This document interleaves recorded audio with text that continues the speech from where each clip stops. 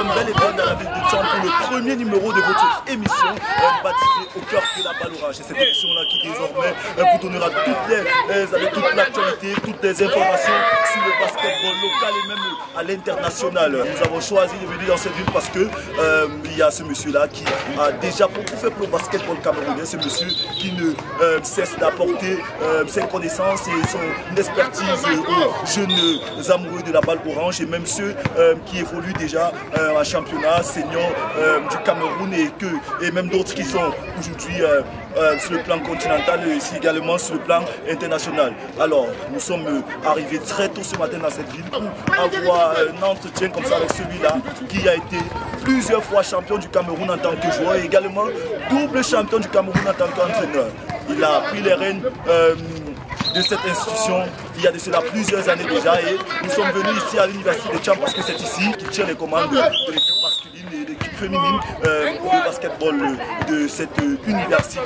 Alors derrière vous allez découvrir qui sera notre premier invité de cette émission baptisée Au cœur de la balle orange.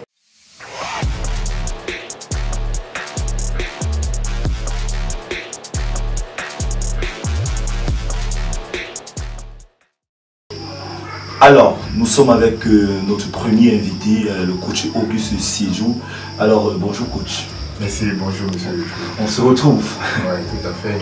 On a passé une magnifique matinée ensemble. Voilà. C'est qui donc le coach Auguste Siedjou? C'est qui le coach Auguste Siedjou? Bien, le coach Auguste Siedjou est tout d'abord un coach de basketball. Donc tout simplement un coach de basketball qui est également un père de famille. Et Auguste jouait enseignant d'éducation physique et sportive. Il a commencé à jouer au basketball en 2005. Il a effectivement commencé à jouer au basketball. Donc il a commencé à jouer au basketball à l'université de Tcham. Et tout en faisant mes études de droit, puisque je suis à l'université de Tcham pour faire mes études en droit. Entre jouer, performer, faire ses études, les deux marchaient bien ensemble. Et j'ai beaucoup plus embrassé le sport et je me suis dit j'aimerais véritablement faire ce métier. Donc c'est ainsi que j'ai décidé de présenter l'INGS pour devenir professeur certifié d'éducation physique et sportive. Donc en 2010 j'ai eu le concours, je suis allé, j'ai fait mes études, j'ai fini, je suis sorti, j'ai été affecté tout d'abord dans un lycée. Après on m'a détaché pour me ramener à l'université de Tcham et depuis j'y suis. Ok. Et est-ce que le coach Siedjou n'a pas un parcours exceptionnel? Parce que est-ce que vous êtes directement devenu entraîneur de basketball? Vous n'êtes pas passé d'abord par des classes de joueurs avant de vous retrouver où vous êtes au niveau où vous êtes aujourd'hui? Non, tout à fait. J'ai joué, comme je l'ai dit, j'ai commencé à jouer à l'université de Tcham. Bon, j'ai joué à l'université de Tcham après, pendant que je jouais à l'université de Tcham. Je jouais sur le plan civil avec Syncatex tout d'abord. Après Syncatex, c'est devenu Montagne de l'Ouest. On a joué avec Montagne de l'Ouest. Après Montagne de l'Ouest, je me suis retrouvé du côté de Yaoundé et j'ai évolué avec INGS Basketball. Après avoir terminé mes études, je suis revenu à Tcham et je jouais avec Bamenda All Star. Après avoir j'ai fini ma carrière de joueur avec Bamenda All Star, j'ai immédiatement embrassé ma carrière d'entraîneur avec Zumanto de Baganté. Pour continuer, me retrouver à Gaïsa aujourd'hui. Vous avez été plusieurs fois champion du Cameroun et vous venez encore de le faire il y a de cela quelques mois déjà. Est-ce que vous pouvez nous parler de ces différents titres en tant que joueur et en tant qu'entraîneur? Bon, en tant qu'entraîneur, en tant que joueur, pardon, on a passé de merveilleuses années, vraiment de merveilleuses années. Ça n'a pas toujours été facile parce que très souvent on aime parler de nos exploits et tout, mais on ne parle pas de nos galères de joueurs. Ça a été souvent très difficile entre les défaites, entre des matchs où on n'a rien compris, mais également on est passé partout par des victoires également. On a été champion du Cameroun à 2 reprises avec INGS et champion du Cameroun avec Bamenda All Star, vice-champion du Cameroun également. J'ai fait combien 4 finales de la Coupe du Cameroun. Oui. Donc sur le plan local, j'ai pratiquement, je peux dire, tout gagné. On a joué essayer de performer du mieux qu'on a pu. Et sur le plan international, parce que là vous nous avez briefé un peu sur votre parcours au plan national, et sur le plan international il y a également un parcours, vous avez combien de parcours sur le plan international? Oui, il y a eu un parcours sur le plan international. C'est vrai que sur le plan international, nous n'avons pas eu la chance de remporter et de gagner des titres comme on a pu le faire sur le plan national. Parce que déjà, le basketball camerounais, au niveau international, il n'est pas aussi étoffé que les autres grandes nations. Mais sur le plan international, on a fait de multiples compétitions internationales entre qualifications, Champions League et autres. Mais bon, malheureusement, ça ne s'est pas souvent soldé par des victoires. Oui, mais ça s'est soldé par des victoires, pas des titres. Il y a eu entre autres des victoires et entre autres des défaites, mais malheureusement, nous n'avons jamais pu nous rapprocher du sommet sur le plan international. Parti de l'université de Thiong, vous revenez en tant qu'enseignant et détenteur des commandes des équipes masculines, des équipes de basketball masculines et féminines. Qu'est-ce que ça vous fait? Qu'est-ce que ça vous fait de revenir avec cette casquette-là aujourd'hui? Non, pour moi c'est une grande joie. Je me suis tellement heureux d'être ici parce que déjà c'est ici que c'est à l'université de Thiong que j'ai véritablement embrassé le sport et que j'ai véritablement choisi ma voie en fait. Donc c'est sur ce terrain que j'ai choisi ma voie et je me suis dit c'est ce métier que je veux faire. Qu'est-ce qu'il faut faire pour que je puisse faire ce métier? On m'a dit voilà, il faut faire ci, il faut faire ça et j'ai dit ok. Et voilà, j'ai fait, quand on m'a ramené à l'université de Thiong, ça pouvait être une joie parce que je me suis dit ok, où tout est parti, on s'y retrouve. On ne peut qu'être hyper motivé, hyper sérieux et encore plus que déterminé à faire ce qu'on voulait effectivement faire. Donc revenir à l'université de Thiong pour moi c'était quelque chose de, je sais pas, c'est une grâce. Okay. Et on sait justement que il n'y a pas que ces équipes seniors masculines et féminines qui sont dans votre parcours, dont vous détenez les commandes ici dans la ville de Thiong. On vous a retrouvé également cette journée avec des académiciens. Vous gérez également une académie. Comment ça se passe avec cette académie-là? Oui, déjà cette académie, c'est comme on peut dire notre vivrier, c'est notre pépinière et on essaie de former à la base et de transmettre à la jeune génération du mieux qu'on puisse. Du coup, on essaie de se former au maximum pour leur apporter le meilleur. Donc, cette académie, on l'a créée en 2016. Oui, en 2016, depuis 2016 qu'on l'a créée, avec toutes les catégories, toutes les tranches d'âge à partir de 6 ans. On essaie de travailler sur un programme de développement de la performance à long terme, assez structuré, de telle manière que chaque année on essaie de faire des révisions en fonction de l'évolution du sport et du développement du sport dans le monde. On essaie de s'ajuster en fonction de cela et d'adapter les programmes à chaque catégorie d'âge. Ce n'est pas toujours facile parce que parfois les parents, lorsqu'on parle de sport, les parents ne sont pas très souvent portés vers ça. Parce qu'ils ne comprennent pas que c'est un pan de l'éducation qui est très, très important. Mais tant bien que mal, il y a des parents qui comprennent, et avec qui on fait, et on a des bons résultats. Il y en a qui sont devenus presque des adultes. On voit ce qu'ils sont capables de faire sur et en dehors du terrain. On peut être content du travail qu'on a fait avec eux jusqu'ici. Ok, parlant justement de cette académie, coach, vous allez nous excuser, on va revenir. On a pu suivre le coach au courant lors d'une séance d'entraînement avec ses académiciens. On va vous proposer d'abord de découvrir son quotidien avec ces jeunes dont il a la lourde charge de former et puis on se retrouve juste derrière.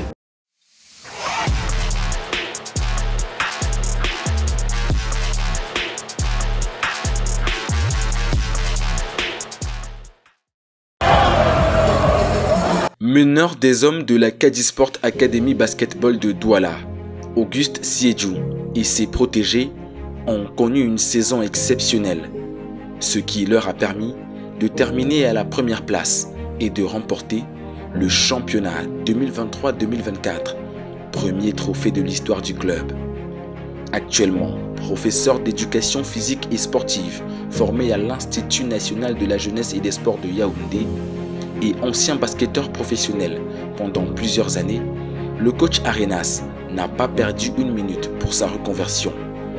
Dès qu'il a raccroché les baskets, il a pris les commandes de l'équipe de Zuimento Club, où il a joué pendant plusieurs années et remporté en 2016 son premier titre de champion du Cameroun en tant que coach.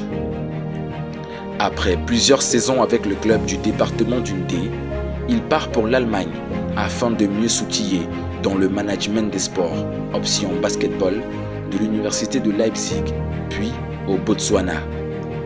Les études terminées et de retour au Cameroun, le technicien fait le choix de s'installer dans la ville de Tchang, où il entraîne les équipes masculines et féminines de basketball de l'université de la localité. De même, il met sur pied une académie de basketball baptisée DC Sport, renfermant les jeunes des catégories minimes.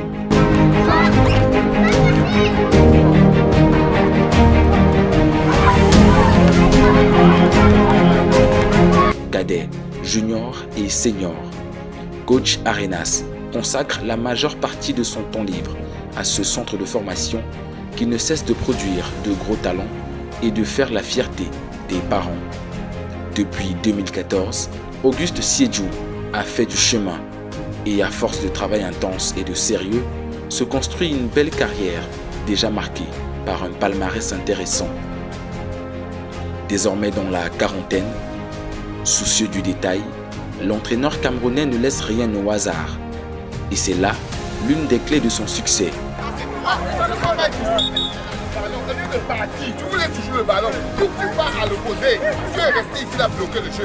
Cette concentration du coach Siedjou l'a mise dans le développement des systèmes et selon son identité de jeu qui a fait la particularité et la force de la KSA Elite Basketball cette saison. Il possède des qualités humaines qui font de lui une personne qui apporte toujours une bonne humeur et de l'énergie dans un groupe. En plus d'être quelqu'un de positif, le coach actuel de plusieurs équipes est proche de ses joueurs avec lesquels il participe notamment au concours de shoot pendant les entraînements, mais aussi avec lesquels il discute régulièrement. Faisant parler ses compétences techniques, sa joie de vivre et son sérieux, le technicien camerounais est pour l'instant sur un sans faute et nul doute qu'il fera bientôt partie des meilleurs entraîneurs du continent. 2, 3, 4, 5, 6.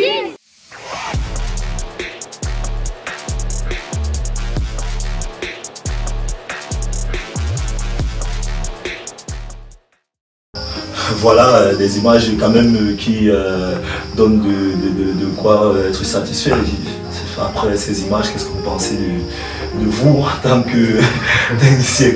Ce que je pense de moi en tant que technicien,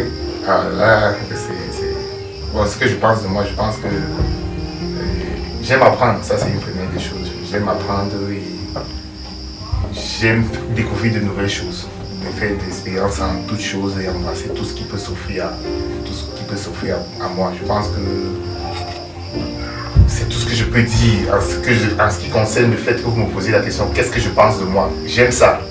Dire que je pense que je suis, je ne sais pas comment répondre à cette question.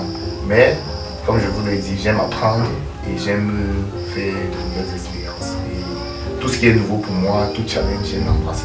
On sait tout de même que pour devenir coach de basketball, il ne suffit pas d'avoir eu à faire l'INJS ou bien avoir été un joueur de basketball de haut niveau. Où exactement avez-vous eu cette formation-là? Où avez-vous reçu votre formation d'entraîneur? Bien, déjà, la première formation d'entraîneur que j'ai reçue, c'est d'abord à l'INJS, ça il faut le dire. Parce que c'est un forum des enseignants d'éducation physique et sportive, mais il y a un côté entraînement très poussé qui est dans le programme académique. Ce qui fait que ça donne beaucoup de bases et de rudiments pour commencer l'entraînement à un certain niveau. Mais ce n'est pas assez, ce n'est pas suffisant pour effectivement être étoffé et avoir une effective qualité d'entraîneur. Donc à côté de ça, nous avons fait d'autres formations. Même étant déjà étudiant en INJS, j'avais déjà commencé à faire des stages auxquels je n'avais pas le droit de participer, mais je participais pour apprendre et tout. Il y avait des stages de FIBA, je ne manquais aucun stage, je venais, j'assistais comme participant, mais pas enregistré. Je m'asseyais, on m'utilisait comme cobaye, je travaillais, j'observais, je prenais des notes et je rentrais. Lorsque j'ai eu la chance d'avoir des qualifications, une fois sorti de l'INJS pour me permettre de faire ces stages-là, je les ai fait ici au Cameroun également. Donc j'ai pu déjà faire 2 stages de FIBA ici au Cameroun. Et j'ai également eu la chance d'être sélectionné pour aller faire une expertise à l'université du sport de Leipzig, où j'y suis allé en option basketball, en spécialisation en basketball.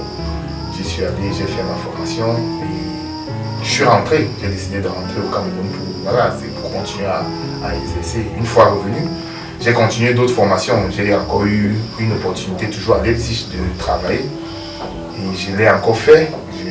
J'ai encore fait une autre formation et je l'ai fait, et entre autres formations, j'ai eu la chance d'être invité, me retrouver du côté du Botswana pour travailler, faire une sorte de formation et apprendre leur façon de travailler dans le sport. Et je m'y suis rendu, j'ai pu également travailler. Et voilà, de façon générale, c'est un peu l'ensemble de la formation que j'ai faite en tant qu'entraîneur. Et je ne cesse de continuer de me former lorsqu'il y a n'importe quel séminaire ou bien formation en ce qui concerne l'entraînement, je m'y rends. Que ce soit en présentiel, que ce soit virtuel, j'essaie de toujours apprendre parce que l'entraînement, on ne connaît jamais assez. Jamais, on apprend tous les jours, il faut apprendre. Ok, qu'est-ce qui vous a motivé réellement de revenir à chaque fois après tous ces longs séjours passés du côté de l'Occident? Pourquoi ne pas avoir fait le choix de rester comme certains pour suivre votre vie de ce côté-là? Je pense qu'on a plus à apporter dans notre société que de rester dans une société où presque tout est déjà fait. Certes, les conditions de vie ici chez nous sont très difficiles, rudes et tout, mais on a plus à apporter dans nos sociétés parce que la jeunesse ici a véritablement besoin de formateurs. La jeunesse ici a véritablement besoin d'encadreurs, de techniciens qui sont qualifiés pour leur apporter le meilleur pour qu'ils puissent effectivement se développer. Ailleurs, ils en ont. Nous, ici, on n'en a pas assez. Je ne pense pas qu'on puisse avoir toutes ces connaissances et décider de s'en aller avec. Il vaut mieux revenir avec toutes ces connaissances-là parce que beaucoup n'ont pas eu la chance d'avoir cette opportunité-là, d'avoir ces connaissances et ces compétences. Il faut revenir avec ces compétences ici, ces connaissances pour les partager avec tout le monde, les mettre au service et au profit de la jeunesse pour qu'elle puisse en tirer le meilleur. Et au-delà de ça, j'ai plus une vision, ma vision de la vie est complètement différente. Elle n'est pas ailleurs qu'ici. Je préfère rester chez moi et voir les choses changer. Je préfère rester chez moi et voir un certain développement dans le sport, dans les activités que je mets, dans les choses que j'aime et même dans tout. Coach, tout à l'heure, vous étiez en train justement de parler de potentiel dans gauche le basketball camerounais. Il y a cela quelques semaines, deux Camerounais, deux autres Camerounais ont rejoint les lignes de la NBA, ils ont été draftés. Pour vous, à quoi cela renvoie? Mais ça renvoie à ce que je vous ai dit tout à l'heure. Le basketball camerounais, il est magique. Donc, du simple fait qu'on ait autant de potentiel. Et ça, ce n'est pour ne citer que cela, parce que très souvent, on ne regarde que la NBA. Allez regarder les championnats européens, allez regarder les championnats asiatiques, ça pilie le Camerounais. Ils sont toujours parmi les meilleurs joueurs. Allez regarder les équipes nationales d'autres pays. On a des joueurs qui sont camerounais d'origine, mais qui ont préféré signer des nationalités. On ne va pas citer les Nicolas Batum, les Yannick Noah, et pardon, autant pour moi, les Joachim Noah, le fils de Yannick Noah. Il y a la jeune Malonga également qui est dans la oui, Talence Malonga, et les filles, tout ça. Il y a tellement de potentiel. On ne peut même pas les nommer. Parce que si le Cameroun, tous les basketteurs camerounais reviennent au Cameroun pour jouer, croyez-moi que le Cameroun rivalise avec les États-Unis, ça c'est clair. Parce que tous les Camerounais, où qu'ils évoluent, ils sont les meilleurs. Ils sont les meilleurs. Joel Embiid, bien joueur, MVP de la saison régulière, de la dernière saison régulière. La saison 2022-2023. Ça en dit long. Il n'est pas le seul. Il y en a encore, je peux vous citer encore la liste aussi longue de jeunes Camerounais qui sont en NCAA actuellement, qui sont en train de toquer à la porte de la NBA. Sans compter les jeunes autres talents qui sont ici au pays et qui sont tellement bourrés de talents que d'ici on ne les voit évoluer que dans cette ligue.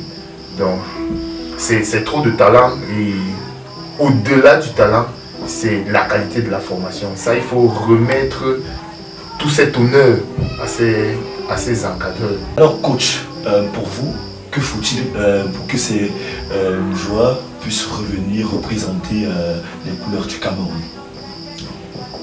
Je pense qu'il y a beaucoup de débats là-dessus. Et très souvent, ça va un peu dans tous les sens et on ne peut pas véritablement savoir pourquoi tel joueur ne vient pas, tel joueur a été appelé, n'est pas venu et tout. Mais pour ce que moi je pense, en ce qui concerne cela, je pense que si la fédération peut mettre les standards mettre certains standards sur pied pour permettre à ces joueurs de venir. Parce que c'est des joueurs qui sont habitués à un certain nombre de standards. Ils sont habitués à plein de choses. Ils ne sont pas habitués à travailler dans des conditions précaires. Je pense que si on met des standards, on met tout ça à des standards auxquels ils sont habitués, ils vont venir. Votre permission, on va prendre les avis et conseils de votre entourage et derrière on se retrouve.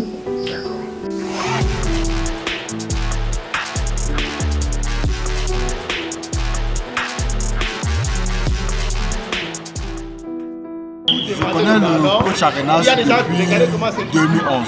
C'est lorsque moi j'entrais à l'INJS, j'étais en première année, lui était en année terminale en PEPS. Donc c'est cette année-là que moi je l'ai connu. Moi j'étais un joueur de volleyball et lui était un joueur de basketball. Ce sont nos grands frères que nous avons eu. Chance, le destin bien voulu que je me retrouve dans la même vie, ici à l'Université de Tchang. Moi entraîneur de volleyball et lui entraîneur de basketball. C'est quelqu'un depuis 2019 qui m'a beaucoup marqué quand je suis arrivé à Tchang. Son entraînement avec les filles qui m'a beaucoup marqué. Il était très strict. Très strict. Il leur a fait comprendre qu'ils étaient capables de faire des exploits énormes. À cette époque, pendant les Jeux de basket 2019, tu n'en avais pas des joueuses très renommées dans le basketball. Il les a forgées, il les a travaillées sur ces terrains. Je les ai vus poster ici jusqu'à 19, 20, 30 parfois. Et au final, ils ont eu en même temps de bons Jeux universitaires. Moi, je pense que c'est quelqu'un de super. Pour moi, c'est le meilleur entraîneur que j'ai eu depuis que je m'entraîne dans les académies de basketball. Le coach Arenas, c'est quelqu'un de très strict et de travailleur. Ça, on doit dire, il aime tout ce qui est avec le travail. Et puis, bon, il est toujours là à nous motiver. Je pense qu'on peut, comment dire, poser ses espoirs sur le coach Arenas parce que c'est quelqu'un, il se bat beaucoup pour nous. Il fait beaucoup d'efforts. Il ne connaît pas le quand tu arrêtes avec l'histoire et tout ça. Je suis très fière. Quand je m'inquiète, je suis très fière. C'était une joie immense pour nous d'avoir que notre coach de Tchang aille à Yaoundé, je vais dire ça comme ça, se déplace et remporte la première place du Cameroun en tant qu'entraîneur. Pour moi, c'est le meilleur. Pour moi, il n'y a pas de Cameroun. Quand je dis coach Arenas, ils savent que non, si c'est mon coach, ça veut dire que non. Peut-être une grande et très grande joueur. Où tu vas t'attendre à telle chose qu'il t'a montré, il va te montrer une autre facette de lui. Et du coup, sur le moment, il peut te montrer une facette là, tu te dis que ce coach-là, il est le même que les autres personnes. Tu vas te poser mille et une questions. Mais c'est plus tard que tu vas comprendre qu'il fait certaines choses, il fait des trucs juste parce qu'il a tel objectif à atteindre. Et cet objectif, c'est plus tard que tu vois que c'était un meilleur objectif. Que ce soit fait d'abord pour toi, le joueur, parce qu'il fait l'effort de mettre d'abord son joueur en haut, parce que lui, il se met même jamais, il se compte jamais. C'est quelqu'un qui m'a beaucoup soutenu quand je suis arrivé à Tchang. C'est mon voisin, nous sommes dans la même concession. Donc c'est quelqu'un que je côtoie beaucoup, énormément. Cette saison, on a beaucoup causé sur son équipe de basketball. Il m'a même demandé si je pouvais faire aussi la prépa physique de son équipe de basketball, mais malheureusement, étant avec mon club de volleyball Port du Cameroun, Port Volleyball, je n'ai pas pu l'aider à atteindre ses objectifs. Mais j'étais j'étais très content pour lui qu'il ait gagné le titre de champion du Cameroun avec son équipe. C'est quelqu'un qui me passionne. Vous voyez, il travaille avec les jeunes, à le même rage, le même engouement qu'il a avec eux, il a le même engouement avec les seniors.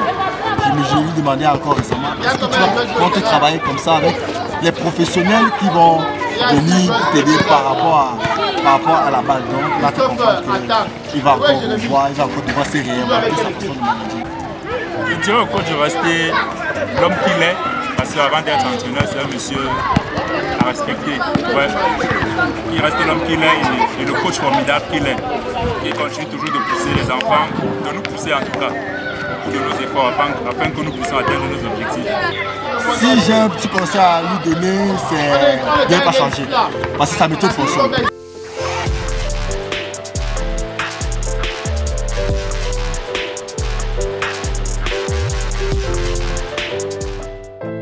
Coach, champion du Cameroun avec KSA, on sait la saison a été assez difficile. Est-ce que vous y avez cru du début jusqu'à la fin de ce championnat? Oui, tout à fait.